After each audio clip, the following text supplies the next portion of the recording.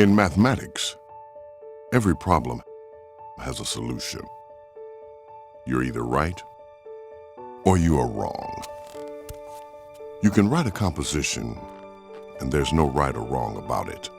The grammar could be correct and the thought on paper not correct. Not in math. Mathematics is the poetry of the universe. Every now and then it unveils the discovery of a data point that is off on its own, separate from others. Mathematicians call that an outlier. It's something unique and sometimes unexplainable. Outside the norm. Katherine Johnson is an outlier.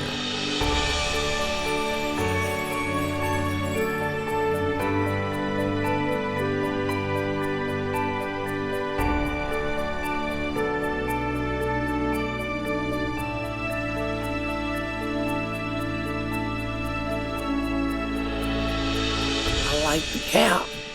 I counted everything. After going to church, I counted the steps to church. 16 steps to going upstairs to my second floor.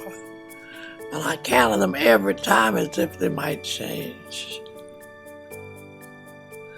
But it was just became a habit. Fueled by her love of mathematics, the little girl who liked to count ultimately carved out her place in the history of the United States space program. From America's first manned space flight to the Space Shuttle, her computations were instrumental. The trajectory of her life is one almost no one would have predicted. Katherine was born in White Sulphur Springs, West Virginia, a mathematical genius nurtured by a father who cultivated crops and a love of learning. Her mother was a seamstress who took in laundry. Joshua and Joylette Coleman had 4 children, Horace, Margaret, Charles, and Katherine, the youngest, born on August 26, 1918. While her sister mostly stayed inside and helped their mother, Katherine preferred to be outside, doing whatever the boys did. Threw rocks, among other things. But he played, kids play. But he said to a child one day who was picking on me, he said, "Don't run away from her." He said, "'Cause she can nail you with a rock." And I could. So she could pick on me standing close, but if she went away, bam. But that was one of the things I learned playing with boxes, with boys, how to defend yourself. So I was always prepared. A precocious child, Katherine was only 10 when she was academically ready for high school. But schools were segregated then, and 8th grade was as far as a black child could go in the rural area where they lived. Undeterred, Joshua moved his wife and children about 130 miles west so that Katherine and her siblings could earn high school diplomas at the West Virginia Colored Institute. Joshua stayed back at the family home on Church Street in White Sulphur Springs, where the family reunited during the summer breaks and holidays. These were the years of the Great Depression. Income from the farm wasn't enough to support the family and pay for the education of 4 children. So Joshua worked as a bellman at the world-renowned Greenbrier Resort. And when they were home, family members worked there too. Katherine worked as a presser, ironing the gowns of Illuminati that frequented the 5-star resorts. Daughter Kathy Moore recalls a favorite family story. Well, it had just happened that she was in the room with one of the guests who was French, and she was on the phone talking. And when she got off, she looked at my mother and she said, "You understood every word I said, didn't you?" She said. So she took her to this gentleman and she said, she's going to be taking French 2 next year. Let's see if we can help her. And he took her downstairs to the chef, and he worked with her all summer. And when she got back to school, the teacher thought she had been to France because her accent was so perfect and she was so fluent. Katherine Creola Coleman finished high school at the age of 14 and enrolled at the all-black West Virginia State College on the same campus as her high school. In 1937, at the age of 18, she had not one but 2 college degrees, summa cum laude, one in mathematics, the other in French. One of her professors was Dr. William Shefflin Claytor, a mathematical genius in his own right. The math professor was a younger PhD himself, and he was good. And he would get after me for, why don't you ask me questions and I know you know the answer. I said, well, they're kids here. I can look at them and tell they want to ask a question, but they're afraid to, so I ask it for them. He said, I knew there was some stupid reason because you're always asking questions and I know you know the answer. Only the 3rd African American to earn a doctorate in math, Claytor pushed her academically, creating classes just for her, and he challenged her to pursue a career as a research mathematician. When Katherine worked with William Claytor actually created courses for her because she completed all of the courses that were offered to her. He told her, you will go on and do research in mathematics. She asked, there's no job out there for me. William Claytor knew that dilemma because when he graduated from with his PhD from the University of Pennsylvania, he only had one job. That was at West Virginia State University, which is a historically black college. He couldn't get a job anywhere else, even though he received national praise for his thesis and his research work. Nobody would hire him. So Katherine Johnson telling him, there's no job out there for me, that didn't stop him. He told her, you have to figure that out, as did he. Unfortunately, a career as a research mathematician was about as real as the man on the moon. In those days, only 2% of all black women earned college degrees. Among white women, the number was 10%. Career opportunities for educated young women of any race were rather limited. So she did what most did and became a teacher. Her first assignment was at the Carnegie High School in Marion, Virginia, just across the border from West Virginia. Katherine challenged her students. She taught me in the 5th grade, and she was a real good teacher. I enjoyed her classes. She had a way of making classes fun or very interesting. She wanted you to be all you could be. I mean, that was one of her conversations, maybe once a month, that we achieve whatever we can to make it in the world. She always told us you have to do your best.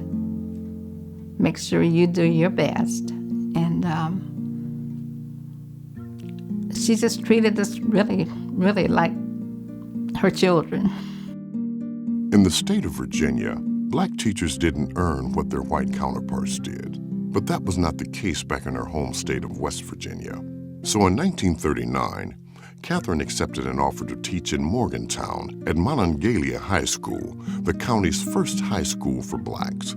The school had a brand new building, dedicated only a year earlier with the keynote address by Eleanor Roosevelt. With her move, Katherine's salary doubled to $110 a month. Her teaching stint in Virginia, however, had paid other dividends. It's where she met a handsome college student who was home on break. Before she left for Morgantown, she and Jimmy Goebel got married. Secretly, no one knew, not even their parents. In those days, married women weren't allowed to teach. Well, I think one of the things we have to remember is that now it's absolutely no big deal for a married woman to continue whatever profession that she has, to continue teaching or to continue working in her job. Back in those days, the expectation was that women, married women, would simply quit. They were in some cases, and probably most cases, explicitly barred for continuing their job after they were married. While she was teaching in Morgantown, a deal was brokered in the halls of the state capitol in Charleston. The president of her alma mater, John W. Davis, and the governor of West Virginia, Homer Holt, agreed to quietly integrate the state's graduate school education by opening up classes at West Virginia University, which was also located in Morgantown.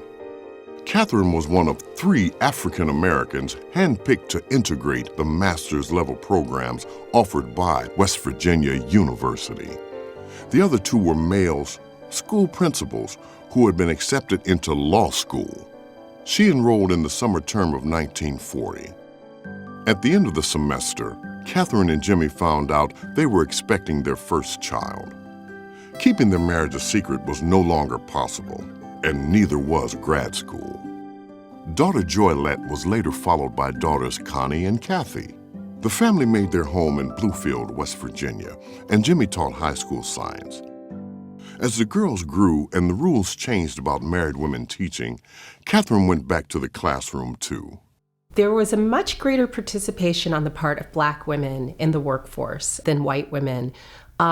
In a household where the income expectations were lower, obviously as many people as could participate as possible meant that your household had a greater chance of moving ahead.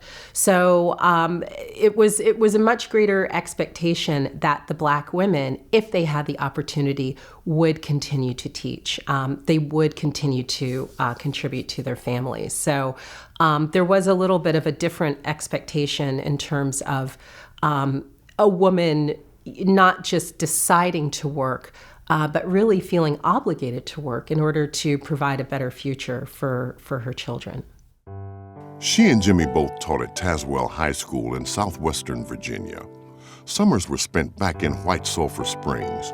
Sundays were for church, and later in the afternoon, the family often took walks around the fish hatchery. We found fun even in those days of segregation and being poor. We never used that word. We never felt poor. We were rich in family. Our church life and school was a joy to go to school. Play hooky. We didn't do those kinds of activities. Everything was centered around family and school and making your parents and grandparents proud. In 1952, a family member encouraged Katherine to apply for a government job in Hampton Roads, Virginia, with the National Advisory Committee for Aeronautics, or the NACA. The NACA tried to improve how airplanes flew by doing research and the mathematics of aerodynamics. So, for instance, they came up with a really fundamental set of tables of airfoil shapes, which is that profile of what a wing looks like. That was then very helpful to airplane manufacturers when they needed to improve the efficiency of their airplanes. The NACA worked out of the Langley Air Force Base. A primary focal point of its research was a full-scale wind tunnel. Engineers could put an entire airplane inside the wind tunnel and piece by piece reduce the drag on the airplane to learn how to make it more aerodynamic. The research spun out a lot of data and created a demand for computers. Before a computer was a machine, a computer was a person. It was a function. And what you had was when you were doing research that brought in gobs of data, you needed someone who could go through it and what was called reduce it, which meant turning it from the raw numbers that came out of the tests into something that the engineers could use. The job required a high level of mathematical ability, knowledge of complex algebra and geometry to accurately solve nested equations and differential equations. The category of computers was created in some ways as a cost-saving and labor-saving device. This is the equivalent of the secretarial pool, but with math. So computers were considered sub-professionals, as their job title was called. So not someone who might have a path into a professional track, but who would, on a regular basis, just be doing the work of these equations and reducing the data. Computers were useful to the NACA because they cost less money. As sub-professionals who were not paid at the same level that a junior engineer would have been paid, who was doing pretty much the same work but with a path into the engineering field, these women then were seen in some ways as classic pink-collar labor. Lower cost, high skill, and ultimately very good results, but without all of the professional acumen that was given to the men. Men didn't have the patience.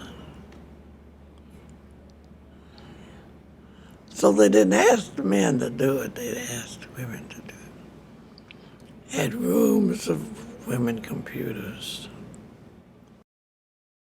The computers were overwhelmingly white women, but during World War II, when the NACA couldn't find enough white women with advanced mathematical skills to fuel the demand, the door cracked open for African American women. An executive order issued in 1941 by President Roosevelt also forbid discrimination in the defense industries. African Americans started being recruited into the computing field in the 1940s as a part of the staffing up of that to handle this drag reduction program that was being done and all of the work that they were doing for the war effort. And in some ways, as they got into the 1950s and 1960s, having a group of African American computers both satisfied federal interests in having a more integrated workforce with people of different races working in federal employ, and at the same time the state laws and also just mores of Virginia of having that segregated. So there was a group that came to be known as the West Computers, part of a new group that was developed in the 1940s. African American women with mathematics and science degrees from colleges and universities who then could be a pool of people that would be a resource to all of the engineering projects at the NACA.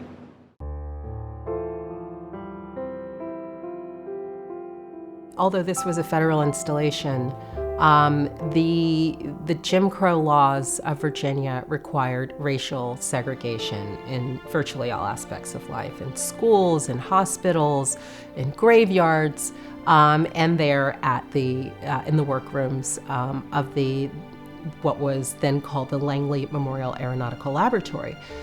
So when the first black women were hired in 1943, they were segregated into what was called the West Area Computing Office.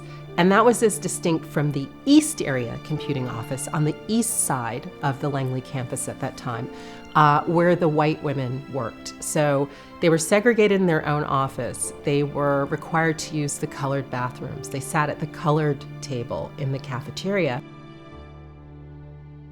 Katherine applied to NACA in 1952. Not surprisingly, she passed all the employment tests. However, she was told the quota had been filled and to come back next year. She did. Katherine joined the NACA in 1953 and was assigned to the West Computer Group, an all-African American group of female mathematicians. Coincidentally, she went to work under the supervision of another woman who had grown up in West Virginia, Dorothy Vaughn. Just 2 weeks into working there, Katherine was assigned to the Flight Research Division. One of her first projects was on an airplane that fell out of the sky. Right? That's how it was described. The airplane was a small general aviation size aircraft that was flying along, and suddenly it crashes. And there was an investigation. The NACA is called in to help investigate. And Katherine did many of the calculations that proved that what actually had happened was this small airplane had flown through the wake turbulence. The turbulence that comes off of an airplane, particularly a bigger airplane, can be very powerful, like little tornadoes that come off the wingtips. The plane had gone into the turbulence and been destroyed, been thrown out of control and broken up and crashed, and the people were killed. It was known that turbulence existed. It wasn't known how long it could last and how powerful it could be. So she basically did the research and writes up the report. The engineer who she was working under actually signs the report, and it was assigned to him. But she did the basic work on it. And as a result of that, the government changed the rules for how far apart planes have to be when they're flying through the air. Those rules are still in use today. Katherine Johnson's skill set were a very good match, I think, not just with the actual kind of work that they were doing in the Flight Research Division, but also temperamentally. She was a very good fit with the people working there. So as she tells it, they borrowed her from the pool and they forgot to send her back. She was a very good fit. And so that was the beginning of a trajectory that would eventually take her through the heart of the American space program. Hired for her mathematical prowess, Katherine's brilliant, inquisitive mind was paired with a personality to match. It wasn't long before she began to break barriers. Meanwhile, her husband Jimmy took a job in the bustling shipyards of Newport News, which paid a great deal more than a teacher's salary. In 1 week, he could bring home as much as he did in 1 month as a teacher. The family settled in their home in a segregated part of town, the Newsom Park subdivision in Hampton. But it wasn't long before Jimmy became ill and passed away in December 1956 of cancer. My dad was sick for about 2.5 years. He died, passed away in 56. Jolette was 10th grade. Connie and I were in probably 8th grade. Jolette might have been a junior, but we were in high school. After Dad died, our mother was our role model because she said, "You have to go to school, I have to go to work. We'll grieve together, but we're going to get this done because you promised him you'd finish school." And we all did. We all pulled together, graduated from high school. But in the midst of the grief, I guess 3 years later, it's when that handsome soldier came on the scene. And the minister at our church said, "Miss Gold, I have somebody I want you to meet." Enter Lieutenant Colonel James A. Johnson, who Katherine married on August 22nd of 1959. It was quite a time career-wise, too. The agency she worked for, now called the National Aeronautics and Space Administration, or NASA, was working feverishly to catch up to the Soviets in space exploration. This was the time period of the Cold War. With tensions running high between the U.S. and Soviet Union, there was a considerable concern militarily when the Soviets beat the U.S. into space. American pride also took a hit when the Soviets were the first to launch an unmanned satellite into orbit around the Earth, Sputnik 1, which they launched on October 4th, 1957. It causes a pretty big stir. What actually, I think, causes a bigger stir is a month later they launch not just a metal ball into space, but a capsule with a dog on board. And what does that imply about, first, their technological skills and abilities, and also what their plans are for the future? They're already launching a dog in space. Clearly they're planning on launching probably people into space pretty soon. So that shock in late 1957 for the United States, generates this dynamic of the Soviets doing amazing things, and they did do amazing things on quite a shoestring, and the United States responding.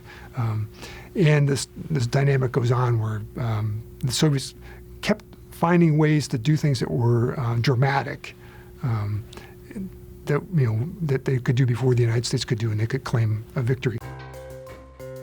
The space race was in full fury, and Katherine was in the thick of it. She was the only non-white, non-male member of the Space Task Force whose mission was to get American astronauts into space in as short a time as possible. People were building bomb shelters, digging holes underneath their houses and building bomb shelters. People were concerned. We had duck and cover drills where kids in school would hide under their desks just in case there was a nuclear attack. It was an environment where people were afraid that the world might end at any time, particularly after 1957 or so, when the Soviets did actually perfect their ability to deliver nuclear weapons to the United States with ballistic missiles. And then you wind up with both sides building up arsenals of ballistic missiles that shoot at each other. So people were concerned, and it was a high-threat environment. And the space race becomes a surrogate for a war between the United States and the Soviet Union. And so people realized that the accomplishments or the failures in space are sort of the battleground between communist ideology and the Western democratic model. As engineers and scientists worked frantically to catch up with and hopefully catapult ahead of the Soviets, NASA announced its first group of astronauts, known as the Mercury 7. A media frenzy erupted, and the nation cheered, eager for the U.S. to be the first to put a man into space. But once again, the Soviets placed first. Cosmonaut Yuri Gagarin became the first man in space on April 12, 1961. He also successfully completed an orbit around the Earth. 3 weeks later, on May 5, 1961, the U.S. launched the first American in space, 37-year-old astronaut Alan Shepard. His one-man Mercury spacecraft, dubbed Freedom 7, was 8 stories tall and only 6 feet wide.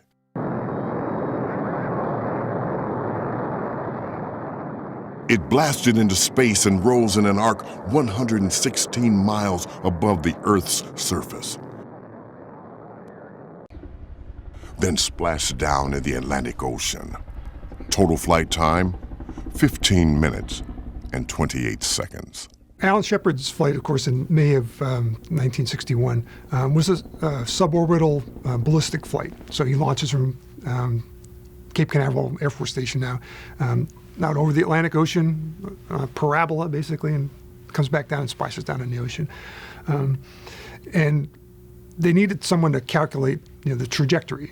Where is he going to be? What speed? At what time?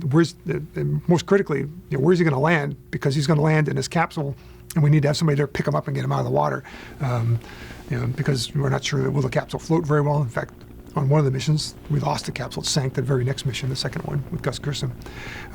So it was critical to know, all the parameters of the flight and understand, how high would you go, where would you point the tracking equipment, and where do you put the recovery forces. And so Katherine was the one who did the calculations for that, calculated, if you start at this point with this much thrust and you thrust for this long at these levels, and it cuts off at this point, what's the highest point going to be? Where is he going to land? All those, what's the timing? And so she calculated the trajectory for his flight. A very critical thing. Decades after Shepard's flight, in an interview with Researcher News, Katherine said, quote, "Early on, when they said they wanted the capsule to come down at a certain place, they were trying to compute when it should start. I said, let me do it. You tell me where you want it to land, and I'll do it backwards and tell you when to take off." That was my forte. Although you won't find her name in any articles written by mainstream media at the time of Shepard's flight, some in the black press took note. A week after Shepard's flight, reporter James Hicks wrote in the New York Amsterdam News, "At NASA, They are loud in their praise of a young West Virginia-born Negro girl who has prepared a science paper that was not only a key document in the flight of Commander Shepard into outer space, but which will actually become the key document if and when we are able to put an astronaut into orbit. There was no questioning Katherine's calculations, which were always spot on. But there were always plenty of questions in her. We were working on space problems, and they just got shifted to me by some means. And they would have briefings among the engineers as to what they were going to do next. And I asked to go to one of them. Well, the women don't go to the briefings. I said, is there a law? Let it go. So I went to all the meetings that the men had, and I knew what I was doing all the time, and where they were going, and so on. As we all know, once you are in that room, the room where it happens, that's when you're really able to take off. If you don't have the access, it will be very difficult for you to achieve, move up in the organization and really understand the heart of what your organization is trying to do. If you're in that room and you are seeing the decisions get made and you're able to contribute to those decisions, that's when you are getting close to the heart of the work. And I apparently asked the right questions. And so I got gradually into the group. I met with the engineers all the time. And it was a pleasure to know what they were doing and why. And then I would have suggestions, which they would accept. No big deal. She said it. And I went from that to whatever was next. And gradually, I was always in the meeting with the men. That was new. Women didn't meet. The computers didn't meet with the engineers. And it proceeded constantly like that, so that I was always in the right place at the right time.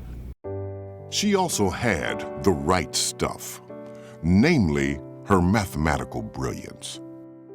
Katherine Johnson brought her knack for analytic geometry, which is essentially looking at figures in some sort of coordinate system.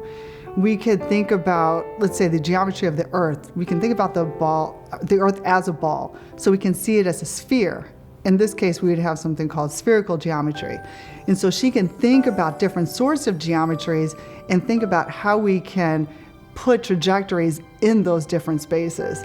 And then she was able to connect different types of geometry, different figures, to actually push the envelope and make the calculations work. After Shepard's flight, NASA's next challenge was to put a man into orbit around the Earth. The agency was relying less on human computers and more on mechanical ones to calculate the complex orbital equations that would control the spacecraft. The transition from humans to machines made some uneasy, including the astronauts who were trusting their lives to the accuracy of the calculations.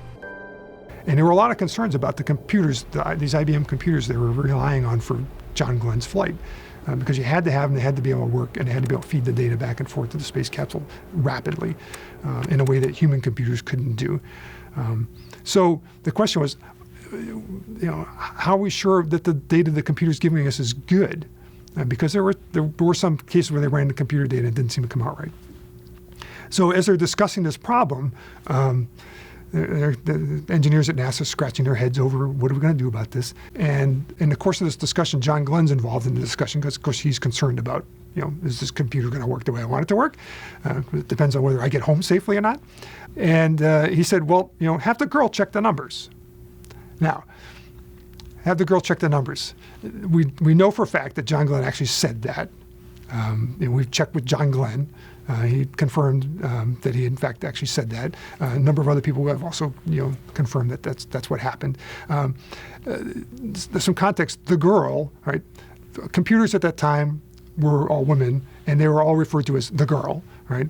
But when John Glenn was talking about the girl, it was very clear who he meant, because Katherine Johnson was the girl when you talked about trajectory calculations. So when he said, have the girl check the numbers, it was very clear that he meant, I want Katherine to go there and do this calculation.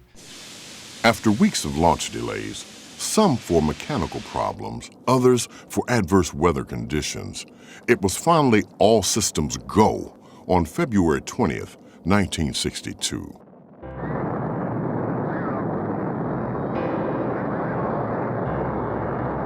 Astronaut John Glenn rocketed from Cape Canaveral, Florida into space and became the first American to orbit the Earth, flying the Friendship 7 mission. From liftoff to splashdown, John Glenn's successful flight lasted just under 5 hours. It had taken Katherine nearly 6 months to produce the formula that allowed scientists to continually track the path of Glenn's orbit around the Earth. It had taken her a couple of days to double-check the math the machine computer had spit out, giving Glenn the confidence he needed before strapping himself in. After all, the odds of his survival were estimated at 1 in 6. The first time that a human being goes into space and orbits the Earth, it's an entirely different kind of flying. It is an order of magnitude harder than a suborbital spaceflight that just goes up into space and splashes back down hundreds of miles away. And so I think the fact that Katherine Johnson was asked to double check all of those numbers before John Glenn went into space speaks both to her reputation, but also to an unease about the transition to these black boxes where you put in numbers and got out results and didn't really know exactly what had happened to them in between, in a way that she could always explain what she had done, and they knew that she understood all of the equations that she was working with. John Glenn became a national hero, complete with a ticker tape parade in New York City celebrating his mission.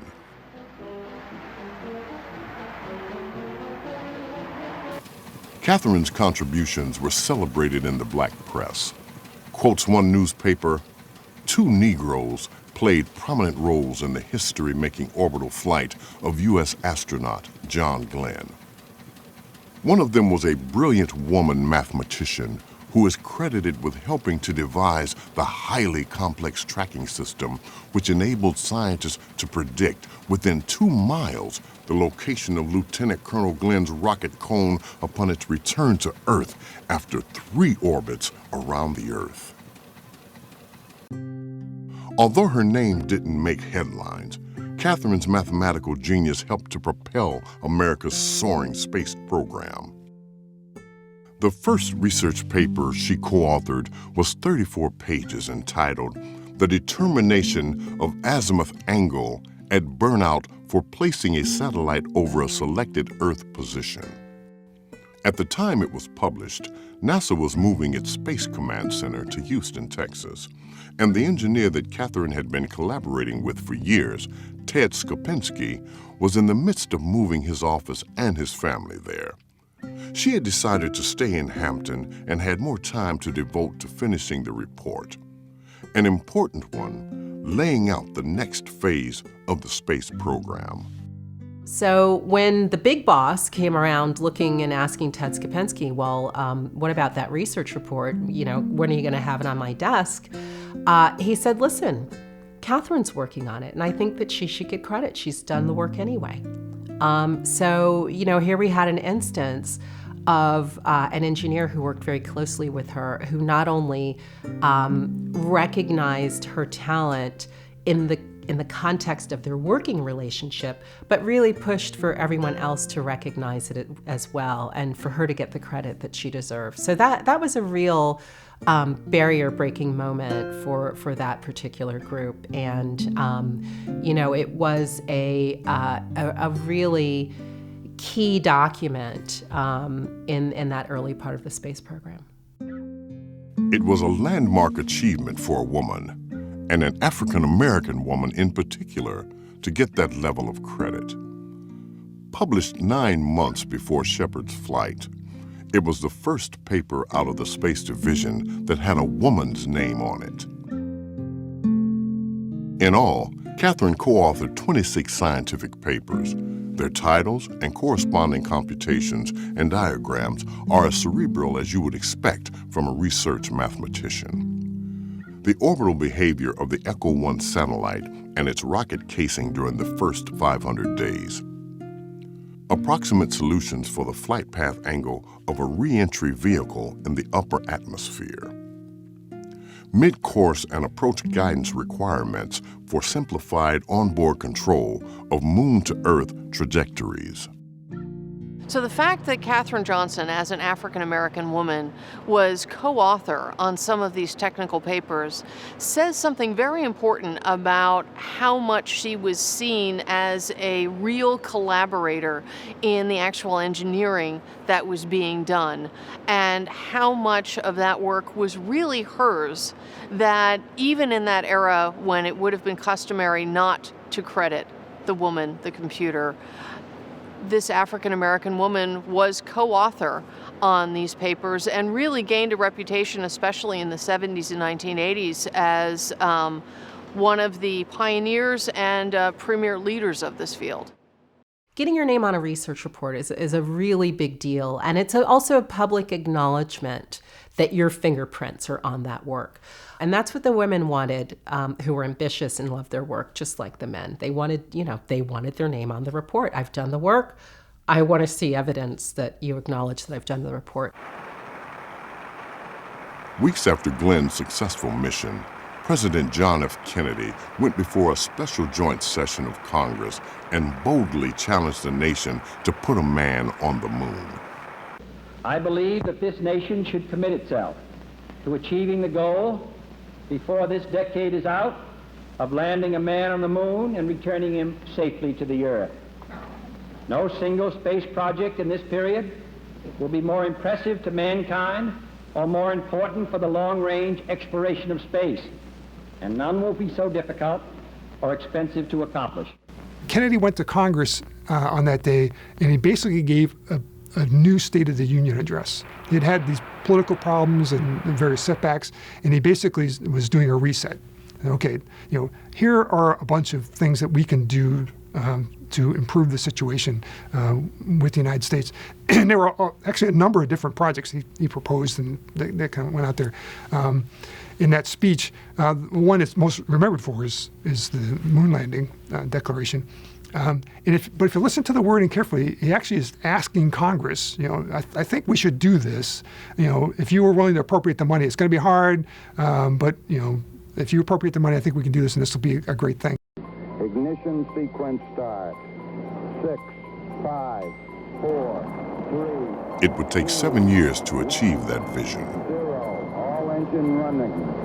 Liftoff. We have a liftoff. 32 minutes past the hour. Liftoff on Apollo 11. On the morning of July 16, 1969, Apollo 11 took off from the Kennedy Space Center. 12 minutes later, its crew of Neil Armstrong, Buzz Aldrin, and Michael Collins is in Earth orbit. After a lap and a half, it's a go for the moon. And on July 20th, 500 million people watched, spellbound, as the Eagle, or lunar module, touched down with only 30 seconds of fuel remaining. Hours later, Neil Armstrong became the first man to set foot on the moon. It's one small step for man, one giant leap for mankind. It was an historic achievement. Setting up the flag now. Apollo 11's flight path required calculating the rotation of the Earth, the moon's rotation around the Earth, and the spacecraft entering lunar orbit. While orbiting the moon, the lunar lander had to separate from the command module, land safely on the moon, then 22 hours later reattach with the command module that was orbiting overhead.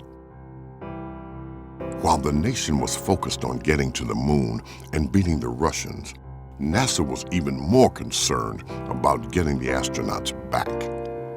If the lunar module launched at the wrong time or with the wrong force, if it didn't hook back up with the spacecraft, there wasn't another one coming. The math had to be spot on. It was. After all, it was built upon Katherine's work. Her work early on, setting the standard for all that stuff, was important. Some research work that she did on rendezvous work, for example, she did a really important paper on, how would a spacecraft, the reverse of the John Glenn returning to Earth problem. How do you get from the surface of a planet to meet up with a spacecraft up in outer space?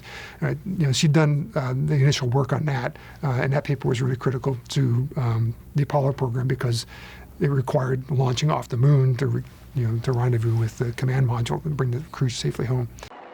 Apollo 11's triumphant return was mission accomplished. It was followed 4 months later by Apollo 12 in November 1969. It too went as planned. Then came Apollo 13. Intended to be the third trip to the moon, the mission had to be aborted just 2 days in, on April 13, 1970, when an explosion ripped through one of the oxygen tanks, crippling the spacecraft. Okay, Houston, we've had a problem here. The command module's normal supply of electricity, light, and water was lost about 200,000 miles from Earth. For 4 days, the nation was on edge, and NASA engineers, scientists, and technicians were challenged to the limits of their knowledge. Could we get the astronauts home safe? Katherine Johnson really made a name for herself within NASA as a go-to person for orbital mechanics. And one of the things that happened with the Apollo 13 mission when they needed to reroute that craft and bring those gentlemen safely back to Earth is that they were doing a lot of unexpected math very quickly in the moment that needed to be right. That's not how NASA usually worked. NASA had made their reputation and still works very much on anticipating problems, planning for them, testing them, and knowing before a problem happens what the answer will be so that they can do that in the moment. Apollo 13 really threw people back on having to do new solutions in the moment that they knew had to work and on which lives relied. And Katherine Johnson then was seen as somebody who could reliably do that, who could think on her feet, who knew the material well enough, who knew the math well enough, that if she said that this orbital trajectory would work and in fact would help bring those gentlemen back to Earth on a free return around the moon, that it would work. With the on-board mechanical computers out, NASA fell back to a series of reports that Katherine had co-authored 3 years earlier with her colleague, Al Hamer. She developed a method for, using, quick calculations with, looking at stars with, a sextant or sighting the stars to determine where your position was in space and what your attitude was. Critical things for how to navigate in space if your guidance computer is inoperative for some reason. And in fact, there was a case where the guidance computer was inoperative on Apollo 13. They had to turn off the electricity, which turned off the computers, and they were flying, ballistically around the moon. There was, no guidance until they turned the computer back on. Her technique would have been very useful, except for one thing. When the service module exploded, it set a whole bunch of debris around, and so the Apollo 13 craft was flying around the moon with a cloud of bits and pieces around it that you really made it difficult to distinguish what those were and what the stars were. Scrambling and improvising around the clock, NASA held its collective breath until the crew of James Lovell, Jack Swigert, and Fred Hayes splashed down in the Pacific on April 19, 1970. NASA records the mission as a successful failure because of the experience gained in rescuing the crew. Katherine says she's proudest of her work on the Apollo missions. There were 17 in all, but her work did not stop there. She went on to contribute to the Space Shuttle program and the Earth Resources satellite. Johnson worked at NASA until 1986, a total of 33 years. The depth and breadth of the space program that she not only witnessed, but helped to shape is astonishing. The girl who liked to count became the woman who can hardly count her awards. They include the NASA Lunar Orbiter Award and 3 NASA Special Achievement Awards.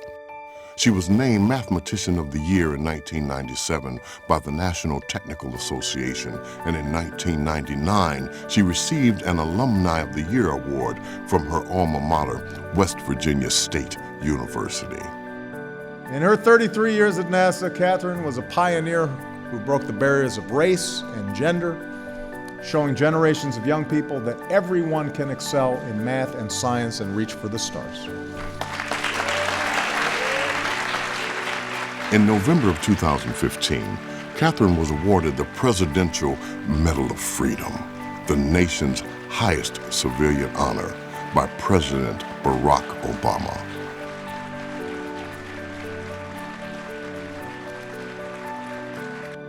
On May 5, 2016, she returned to NASA Langley on the 55th anniversary of Shepard's historic flight to attend a ceremony where a $30 million computational research facility was named in her honor. As part of the event, Johnson also received a Silver Snoopy Award from Leland Melvin, a former astronaut. The award is given to people who have made outstanding contributions to flight safety and mission success. I would say Katherine Johnson is a shero. You know, we have heroes, but we also have sheroes. So she's a role model, she's a shero, someone that, you know, men and women look up to, you know, young and old look up to as a person that's accomplished some incredible things, but she's done it with such humility and grace and honor. It seems strange to think back that we lived with this lady, and for a long time we didn't know exactly what she did. She went to work because at the time it was secret work, but she didn't talk about it. And I was in college. Looked down and there's her picture looking at me on a newspaper.